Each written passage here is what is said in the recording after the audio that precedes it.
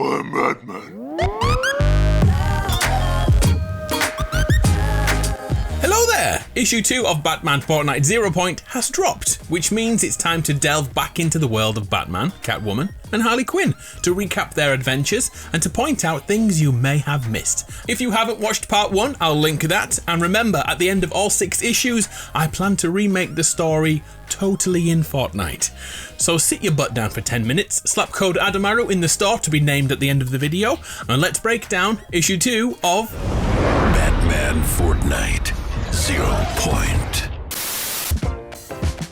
The last episode in the saga saw Batman and Catwoman embrace as the storm ate them alive.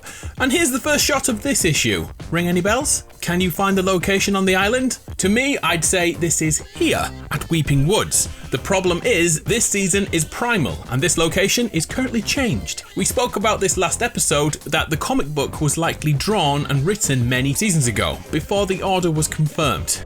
Anyway, on with the story. Batman awakes in this new spot without any recollection of the last loop, but quickly finds notes written on his armour in his own handwriting. This happened before, and you have 22 minutes. So many loops have passed that the etchings are so precise they include coordinates. And here is something to note. If Batman wrote these, which hand did he use? Try this for yourself. Use your dominant hand to write your name. Now try with the other hand. Yep, it looks like a toddler wrote it. Well, this means Mr. Bruce Wayne is officially ambidextrous. He can write with both hands perfectly, and I don't know why. I think it's because I'm Batman! Batman quickly reads the messages he sent to himself and within moments understands the loop he's in and the parameters of the game, like being unable to remember and unable to speak.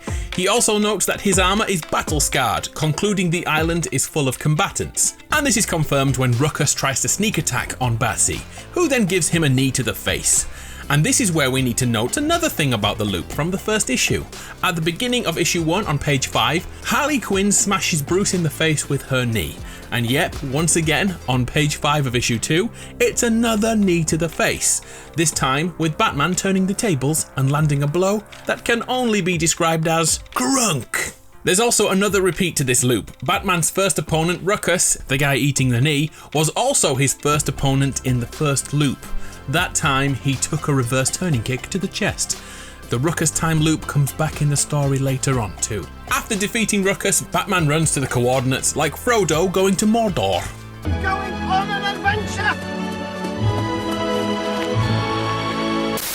Batman finds his very own Batcave version 1, or the Batshed if you prefer. Bruce is still a little uncertain if this is a trick by his captors or a hint from a previous version of himself. Inside we see much investigation work has begun. This must be from tens if not hundreds of loops of work, considering he only gets 22 minutes. This can be found in-game right now, but the shacks have key differences. The general layout is the same, the clock above the door, the 1980s PC, and the chalkboard too, but the version in-game is set loops before the version in the comic book. The notes on the wall, the string investigations are not here in-game right now, but they're the next best thing, fishing posters. I guess it's only a matter of time until Batman loses his mind. Take a look at this! Jesus Christ! Oh, looky here, the random llama plushie in the Batshed. Batman really does have this random toy llama statue thing. Will it be important in the future, or does Batman just need a little companionship?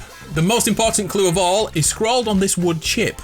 The cat is a friend. Batman grabs his analysis device, which looks to be based on a Sony Handycam from the 1980s, and off he goes on another adventure to find the cat. Over the next crest are 6 people fighting. His first thought is the cat must be the 7-foot Adonis Meowsles. Batman quickly deduces that's the wrong cat, but let's stop on this panel for a moment. Look, it has the Fortnite HUD on screen, the minimap, the compass, and confirms Batman has one elimination. He did defeat Ruckus. But there's something more important here. Look how many characters are still alive. 5, which quickly goes down to 4 when Catwoman brutally takes out Bright Bomber. Sing! Sing! Sing! Batman correctly believes Catwoman is his ally, but this time Catwoman does not pause like in issue 1. She takes the fight to Batman. Just like the previous issue, the fight is interrupted by the storm, the purple glow pushing closer after 20 minutes inside the loop. Batman goes big brain here and uses his batarangs as a notepad and pen and writes, "The bat is a friend," giving it to Selina in the hopes she'll keep it in the next loop. Let's stop for a moment and notice another thing. We know that memories are wiped between each loop, but if Batman's suit can be marked and ripped, and they can give items to each character, that means that anything we bring into the world can be traded and kept. The next page in the story sees Batman on the next loop, having already reached the Batshed. As he leaves to find Catwoman again, a batarang hits the doorframe. The cat has found the bat this time around. Without a single word between the two, they begin working together.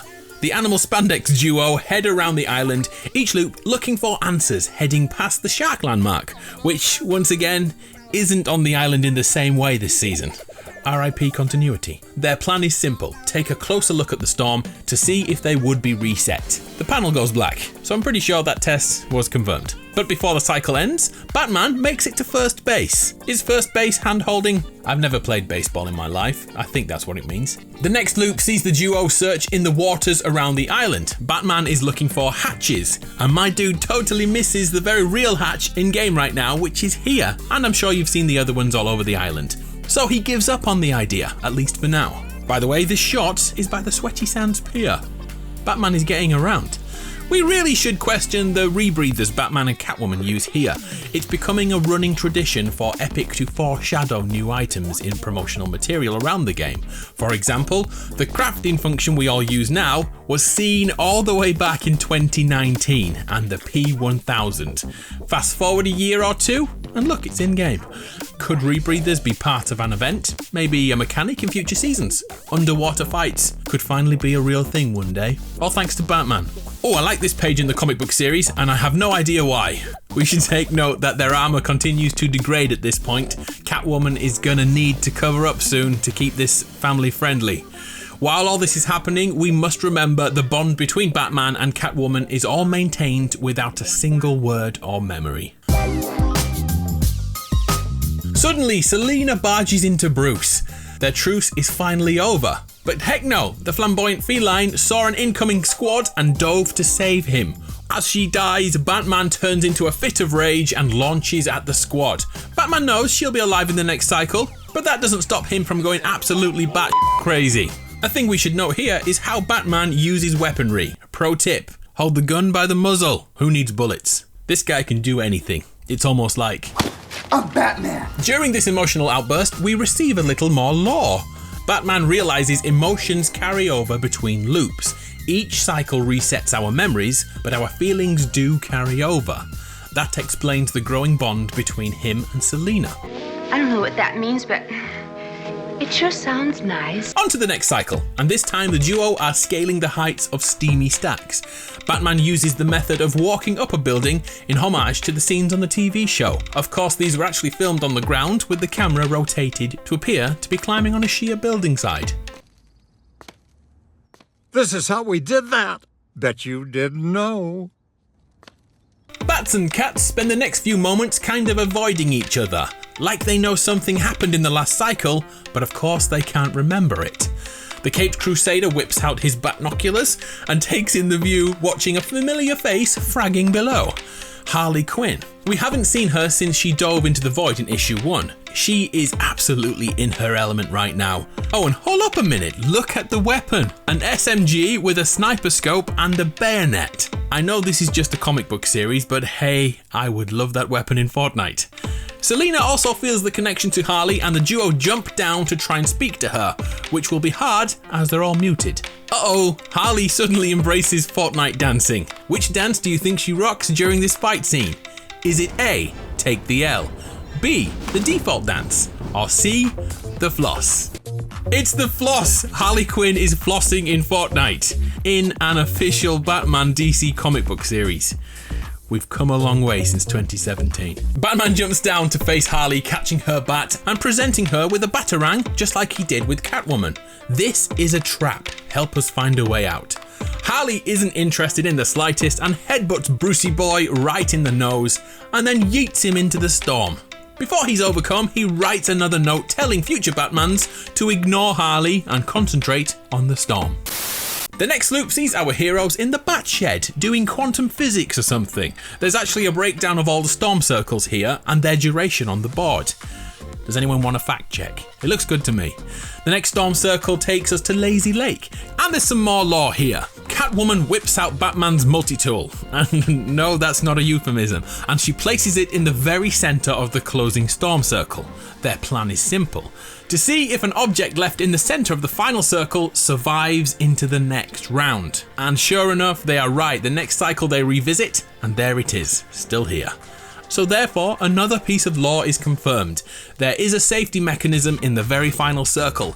It's such a revelation that the duo actually smile at each other. The next time they try this with a human, they stand gazing into each other's eyes in the final circle to see what happens. But this is another epic failure. So they reset, but this time Batman wants to see what happens if a single person survives. In the final two with Catwoman, he walks away into the storm, to Catwoman's despair. He even throws up a talk to the hand as he walks into the void. Talk to the hand. As Batman reaches death, he looks back to see a shimmering light around Selina. The Vic Roy is hers, confirming this theory. The battle can only be won by a single survivor. Batman must be new to Battle Royale games. We've known this forever. The final loop of the episode sees the storm circle end at Coral Castle. The last remaining characters yet again are Batman and Catwoman, but this time Batman lifts a knife in Selina's hands. He wants her to get this epic victory royale. In return for that Vic Roy, he makes it to second base. Result, a little bit of smooching time for Batsy, but then he's stabbed in the heart, which is what dating feels like most of the time, right? Catwoman is declared the winner and the storm glow covers her. We don't see what happens next as this story is told through the eyes of Batman. He awakens back on the island, back with no memory, back at the start of the issue. He attempts to understand his emotions, but this is cut short by an attack from Ruckus, the same man he's faced 3 times in a row now. The issue ends. Will Catwoman find Batman and tell him the secret? Has she escaped the loop? Or is all this futile? Find out next time on Batman Fortnite Zero Point! So that's what I found this week. Hopefully that recap was useful and you noticed a few things you didn't before. I'm Adam from PlayStation Grenade. It's been an absolute pleasure. Here's a bunch of names of people who kindly used my code ADAMARU in the store this week. I really appreciate you. You made this video possible. Thank you so much. I'll see you soon for issue 3. See ya!